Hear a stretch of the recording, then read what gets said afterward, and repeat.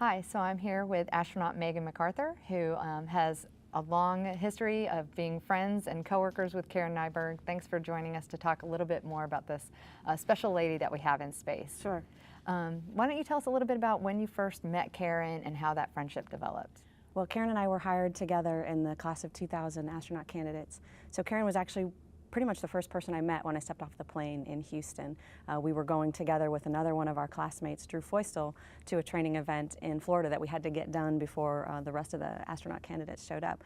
So really, we've been friends from that point, from the first moment that I set foot in Houston.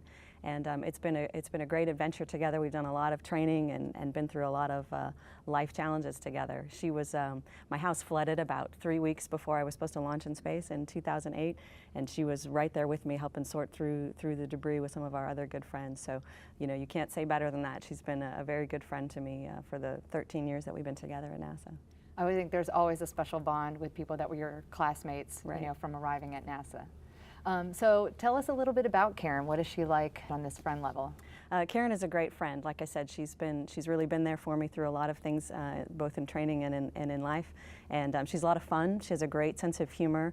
She's a big runner, of course. Everybody that knows Karen knows that about her. And so she even got me running a little bit with her, especially in the early days.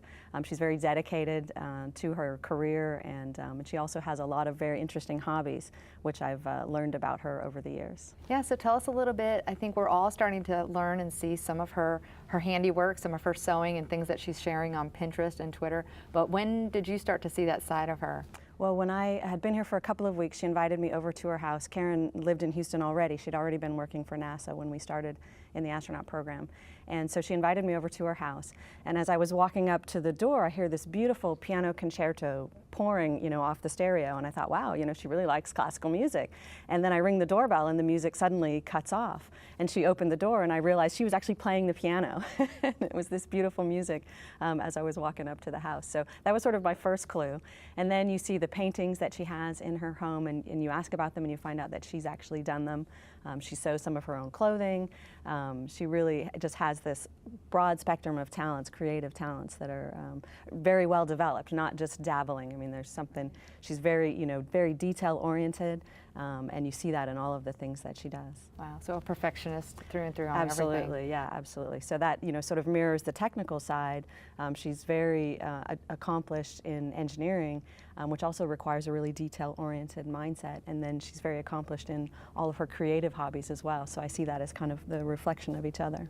That's one thing that I think is interesting, is that some of us would make this assumption that if you're a technical person working in a technical field, or you've got a technical background, in this case engineering, that you wouldn't have this other side that's considered more creative. But really, even with some of these creative hobbies that she has, there are technical aspects. I'm learning more and more about the quilting. That's actually a lot of math involved, Right. in geometry and technical. So what would you say to people who might make that assumption? Well, I think they definitely are complementary. Like you said, there's a lot of technical aspects in the type of craft work that she does, very detail-oriented, and in addition to which, you know, problem solving, even in an engineering sense, can be very creative. And so having that creative mindset is very helpful for even technical problem solving. So I think that they're very complementary and not that surprising. We have a number of people, I think, in the astronaut office that have similar type of complementary skills.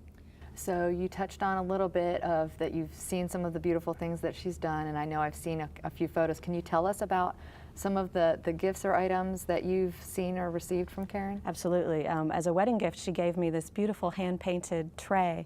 And in fact, she wasn't at the party when I received the gift, so I initially thought that she had purchased it somewhere, and I wondered where she had found it. And you know, when I finally spoke to her and thanked her for it, she started making some apologies for it, that it wasn't absolutely perfect, and I didn't quite understand until I realized she had actually painted it and finished it herself. And of course, it's completely perfect, and only Karen's eye could find any blemish in it. It's a beautiful tray with a painting of a flower and a ladybug. Our class nickname is the Bugs, and so, you know, we would joke that the three women in our class were the three ladybugs, and so it was this beautiful painting that has a lot of meaning for our friendship, as well as just being a beautiful work of art for my home. So it's something I really treasure. Wow.